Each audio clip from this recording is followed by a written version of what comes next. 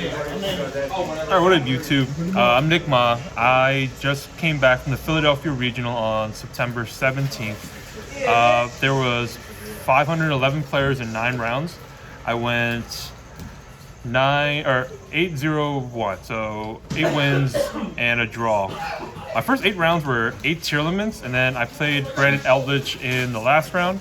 I played RUNICK, Spright RUNICK, and I was showing my deck and kind of like some of the choices and stuff as I go through. First of all, actually, we are in Prodigy Games. This is my local store that I go to. It is in 100 North, White Horse Pike, Lindenwold, New Jersey. So really all these cards I bought here, where the owner, Dave Barnes, really hooked it up. Come by. So I play 3 blue, 3 jet. I'll just go through all my cards. Red carrot, 2 swap, and 2 Hyperia. So this is kind of standard up here for all the Spright cards, but I wanted to cut down to 40 exactly, and I cut the extra swap frog because I didn't need the extra level 2. You really don't need additional swap frogs because this is enough just to make the first toad. And then once you make the toad, you don't summon swap frog back anymore. You don't want extra swap frogs because they don't really do much more.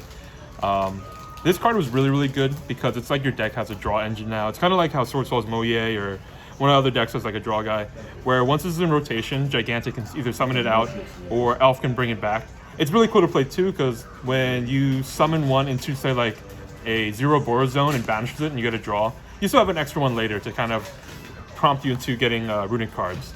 So this is the only way that the Spright engine can help the RUNICK side by helping draw, because otherwise it's strictly the RUNICK cards helping the Spright cards by level 2s. And then my last monsters were, I played 6 hand traps.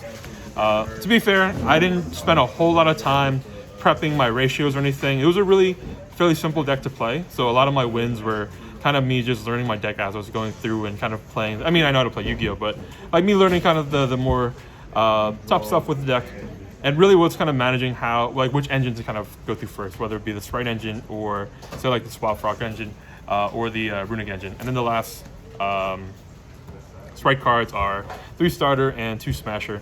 The games were a bit slower, so I would go through multiple smashers. And the reason why I like smashers too is when you first play the deck, when I first started playing, Jet was really good, but then after the first time it got smashers, Jet grabbing a starter, you didn't really need that anymore because your other level 2s and Elf would bring back the blue anyway. So this would only bring these out, and these were kind of low impact. So having extra smashers let you kind of like not be so frugal with the smashers was great. That's all. The next are the RUNICK cards. I have 2 destruction, 3 tip, 3 slumber, 3 flashing fire, 3 curse, and a field spell and a call by the grave. So I wanted to play a lot of RUNICK cards because when you draw 2, that's how you proc the field spell to draw cards on your turn 1. Drawing 1 RUNICK card doesn't do anything. It's actually kind of ass. If I had a 3rd destruction at the time, I would play 3, but I only played 2, and then I supplemented the extra one for the smasher. But then overall, when playing with it, I just really like the second smasher. So if I were to put the 3rd one in, I wouldn't cut the I wouldn't know what to cut, if anything. All the cards were great. This card's good because it gives you extra cards to play. So for example, if you draw any pair of RUNICK spells, the first one grabs the field spell and the monster, the second one plays to shuffle the 2 back. And you want a card that you can just play turn 1 that does something. And also banishing an additional 3 off the top of your opponent's deck was nice. Because you really can't go for game with it. I mean, you can go for game, but how I like to play the deck is you kind of take away from your opponent a lot, and all these cards recycle via the field spell. So you just kind of play forever until your opponent gets tired of what's going on and scoops game 1 before they go into time game 2 or anything like that. You are behind in life points a game, but you're grinding through almost everything they have. And what will happen is you start resolving a lot of these cards and shuffling back, but they'll lose cards off the top of their deck. So if they ever hit something critical, like a Snow, like a Gizmek, anything like that, it's out of their deck forever. So that's the great part. So yeah, that's all these spells. Then for the extra deck, we have 3 Elf, 2 Gigantic,